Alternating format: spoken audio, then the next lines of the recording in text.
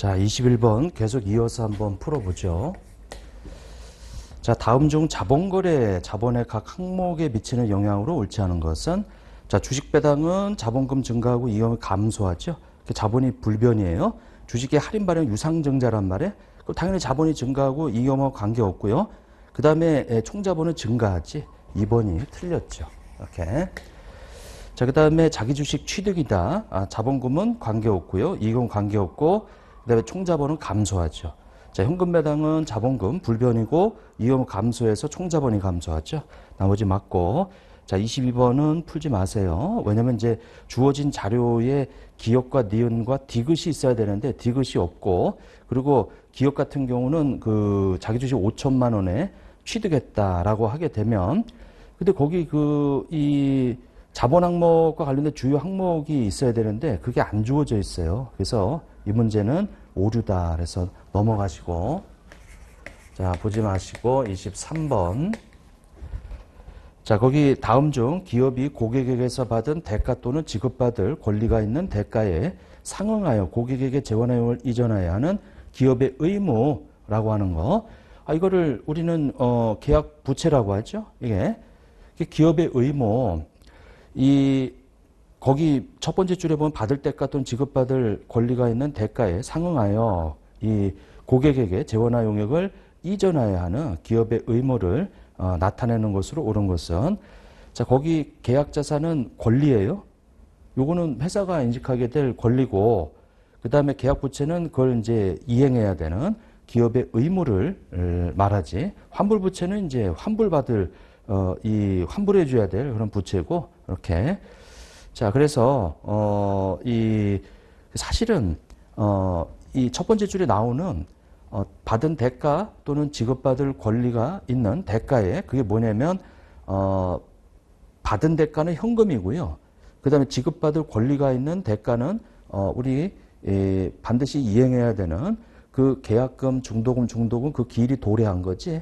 그럼 거기에 대응하는 것이 계약 부채고, 요 첫 번째 줄에 말하는 것은 수취채권이에요. 그러니까 수취채권에 대응하는 의무는 계약 부채다. 2번이 답이고. 이렇게. 근데 이거밖에 없지. 나머지는 다 자산인데. 1번하고 4번은 자산인데, 환불 부채는 말이 안 되는 거고. 자, 24번. 자, 다음 중 유형별 수익 인식 방법에 관한 설명으로 옳지 않은 것은, 용역 유형 보증의 경우 보증을 별도의 수행으로 봐서 거래가격 일부를 배분하죠. 용역 유형의 보증은 수행 의무예요, 이게. 자, 이 확신유형의 보증은 수행 의무가 아니고 하자담보 책임이죠. 자, 시용 판매에서는 고객의 매입의사가 표시가 제품 등에 대한 통제의 이전으로 봐 고객이 매입의사를 표시한 시점에 수익을 인식한다. 이렇게 되어 있고요. 자, 3번에 보면은 기업이 고객에게 라이선스를 제공하는 경우에 있어서 해당 라이선스 계약이 사용권에 해당한다면 일정 기간 동안의 권리를 부여하는 수행 의무가 부여된 것이므로 기간에 걸쳐, 자, 우리 이 고객에게 라이선스를 제공했는데 해당 라이선스가 사용권이면 한 시점이죠. 접근권일 때 기간에 걸쳤지. 그래서 3번이 틀렸다라고 하는 거예요. 이렇게. 자, 그 다음에 4번에 뭐 기업이 고객에게 재화나 이전되기 전에 해당 재화에 대한 통제권을 가지지 않는 경우에는 대리인이죠. 통제권을 내가 없으면 대리인 역할이기 때문에 총액이 아니고 그 수수료만 수익으로 인식하고. 자, 그 다음에 25번. 자, 주 3일 건설은 X년 1월 1일에 대전시로부터 교란건설 총공사 계약 5천만 원에 수주했어요. X년도 X3년까지 대구 추정 총 계약원가 4천만 원이고 변동 없고요. 자, 그 다음에 X년 X2년에 계약 수익이 다음과 같을 때 X2년도 누적 발생 계약원가를 계산하면 어떻게 되겠느냐, 이렇게 나오네요. X1년도에 5천. 자, 근데 추정하는 총 계약 원가가 4천인데 공사기간에 변동이 없대. 이렇게. 또 전체가 1,000만 원인데 이제 진행률을 계산해서 X년도의 계약 수익은 1,500이다. 그럼 계약 수익만 얘기하는 거네요. 그러면 계약 수익은, 자, 여기다가 우리가 4천만 원에다가 요것이 이 1,500이 나오려면 30%가 돼야 되겠네요. 그래서 1200 이렇게 돼야 30%에서 이렇게 계산이 되겠죠. 자, 그 다음에 X 2년도에 5천에서 자, 이 누적 진행률인데 요거 얼마가 돼야 거기 보면은 X년도에는 1,000만 원이래요. X년도에 1,500을 계산했으니까 자, 빼서 요것이 1,000만 원이 돼야 되겠다. 그러면 요거 넘어가게 되면 2,500인데 50%죠? 그럼 여기가 이렇게 돼야 돼. 그럼 여기 누적인데 요거 지금 증가한 것이 800만 원이 되겠죠? 자, 그래서 거기 문제에서 물어보는 게 누적 발생 계약, 누적 발생은 2,000이고 요 X년 단기 발생은 800인데 누적을 물어봤네. 그러면 2,000만 원이 답이 돼야 되겠다. 2번이 답이다. 이렇게. 자, 그 다음에 26번. 자, 종업원급여에 관한 설명을 옳지 않은 것은 단기 종업원급여는 해고급여를 제외한 종업원이 관련 이 근무 용역을 제공하는 연차 보고기간 후 12개월에 그러니까 해고급여는 사유가 해고고요. 해고로 이제 지급되는 거고 나머지는 이 근무 용역에 대한 근로 용역에 대한 대가로 주는 건데 연차 보고기간은 12개월 전에 모두 결제될 것을 예상하는 게 종업원 단기 종업원 급여고 퇴직급여는 종업원이 퇴직 이후에 지급하는 종업원 급여를 말하며 단기 종업원 급여와 해고급여는 이 제외되죠. 그러니까 해고급여는 퇴직급여가 아니에요, 이게. 기타 장기 종업원급여 종업원이 관련 근무 그래서 연차 거기 12개월 이후 기타 장기 종업 재측정 요소는 요거 4번이 답이네. 자, 우리 퇴직급여 DB에서 말하는 재측정 요소는 기타 포괄 손익이지만 기타 장기 종업원급여에서 말하는 재측정 요소는 단기 손익이에요. 자, 27번 확정급여형 퇴직급여 제도를 시행하고 있다. 확정급여 채무의 현재 가치와 사회적립자산의 공정가치 변동 내역이 다음과 같을 경우 자, 그 기타 포괄 손익으로 인식할 금액은 얼마가 되겠느냐? 자, 확정급여 채무의 현재 가치의 재측정 요소가 거기 마이너스 30으로 되어 있어요. 근데 이것은 확정급여 채무라는 부채 변동분이란 말이에요. 그 부채가 감소한 거지, 이렇게. 거기 300 마이너스, 이렇게.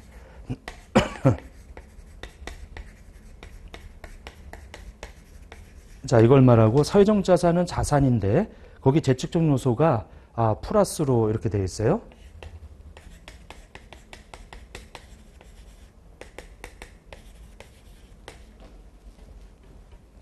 자, 그래서 요것이 거기 이익이다라고 해서 500이 되겠네요. 500 이렇게 재측정이 그래서 이제 4번이 답이 되겠더라. 이렇게 좀 이 봐주시면 되고 그러니까 이제 확정급여 채무라는 부채 쪽에서 부채가 줄어드는 재측정 요소고 사회적 자산이라는 자산에서 자산이 늘어나는 재측정 요소이기 때문에 이렇게 계산이 되더라.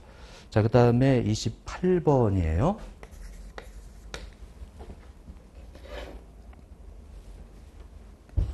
자, 주식결제형 주식기준 보상 거래에 관한 설명으로 가장 옳지 않은 것은 자, 부여한 지분 상품이 즉시 가득된다면 기업은 보상원가를 부여일의 전액 인식하고 그에 상응하여 자본의 증가를 인식하죠. 그러니까 가득이 즉시 되면은 타인식하는 거죠. 만약에 가득이 용역 제공 조건에 따라서 3년 근속해라. 그 3년 있다 가득되는 거고. 자, 두 번째 거래 상대방의 특정 기간 동안에 용역을 제공하여야 이것이 이제 용역 제공 조건이 주어지는 거죠. 용역 제공 기간에 배분해서 인식하는 거고 부여일에 측정한 지분사업의 공정가치가 부여일 이후 변동하는 경우 변동분을 반영하여 추정치를 변경한다. 이렇게 나와 있는데 3번이 틀렸네요. 이거는 변동하지 않는다. 자, 권리 행사 시 신주 발행 없이 자기주식 유보할 수도 있고요. 그래서 3번이 일단 틀렸어요, 이게. 자, 요렇게 돼 있고요.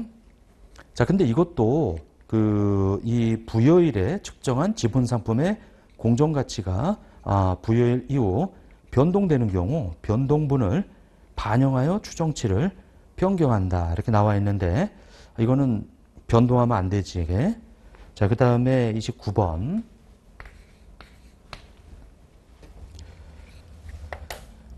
자, 29번을 보면 법인세 회계에 관한 설명으로 옳지 않은 거. 이혼법인세 자산부채는 일시적 차이, 소멸 시기와 관계없이 무조건 비우동으로 구분해서 재무상태 표시하고요. 가산할 시적 차이가 사용될 수 있는 미래 과세소득의 발생 가능성이 높은 경우에 이연보의 자산을 인식한다. 자, 가산의 시적 차이는 미래 과세소득의 발생 가능성을 따지지 않아. 이게 차감할만 따지지. 화폐 시간가치 중에도 현재가치 평가 안 하고요. 이적 차이가 소멸되는 시점에 예상되는 기간의 과세소득이 적용될 것으로 기대되는 평균세율 맞고, 자, 그 다음에 이제 30번. 자, 주 3일은 X1년도에 사업을 개시하였다. 아래의 자료를 이용할 경우 주 3일에 X1년 말 재무상태표에 계산될 이연보유세 자산 부채는 얼마가 되겠느냐 이렇게 나오네요. 자, 당기 순이익에서 출발을 해서 900인데 이렇게. 자, 세무조정이 차감할 시적 차이 요거 600이 있어요. 그럼 얘가 왜 더하냐? 미래에 가서 이렇게 차감될 거거든. 그러니까 이게 더해줘야 된다는 걸 좀 알으셔야 돼. 이게 X1년도 20%고 그 이후에는 30%래요. 자, 그러면 요거는 요렇게 해서 이 1,500이 되고요. 과세소득이. 자, 요거 세율이 20%. 그러면 첫 번째 단기법인세는 이 300이라고 하는 것이 되겠네. 자, 이연법인세는 이제 요거 30%니까 이게 368에서 180이라고 하는, 자, 요것이 미래에 가서 세금을 줄여주는 이연법인세 자산이다. 이연법인세 자산, 이렇게 되겠죠.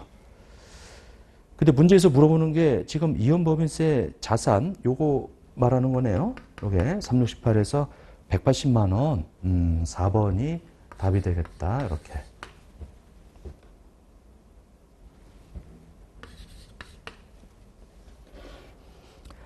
자, 31번 보면 회계 변경에 관한 설명으로 가장 옳지 않은 거. 자, 측정 기준의 변경은 회계 정책의 변경이 아니고 회계 추정의 변경. 틀렸죠? 측정 기준이 뭐예요? 원가로 측정할 거냐? 공정가치로 측정할 거냐?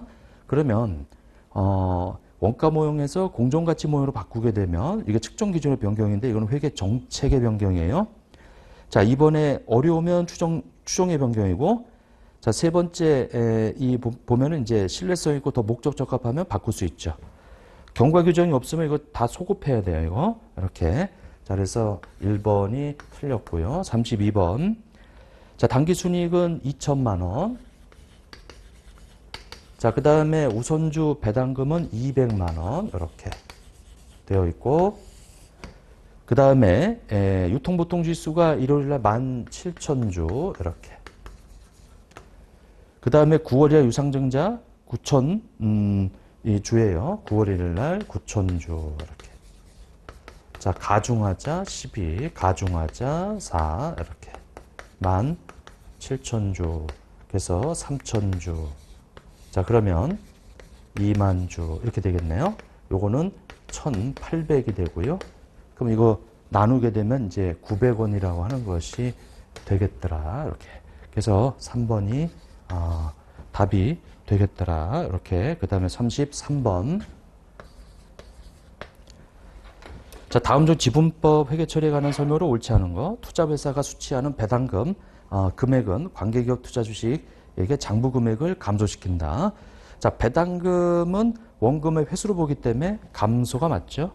관계기업의 당기순이익 중 투자회사 지분에 해당하는 거 지분법 이익 처리하죠.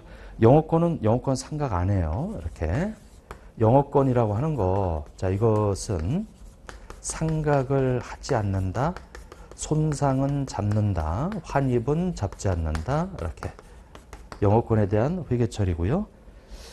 자, 그 다음에 역값의 차익은 단기 손익으로 인식하고, 그 다음에 34번.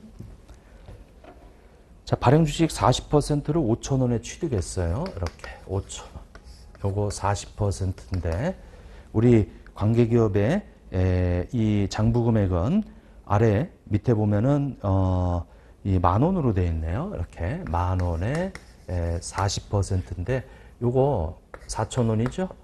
그리고 공정가치가 똑같대. 이거는 차이가 없어요. 근데 5,000원에 취득했기 때문에 이것이 영업권이 되겠죠. 영업권은 이제 이 1,000원이 되는 거예요. 이게. 그게 10,000원에서 이제 시작을 하게 되면,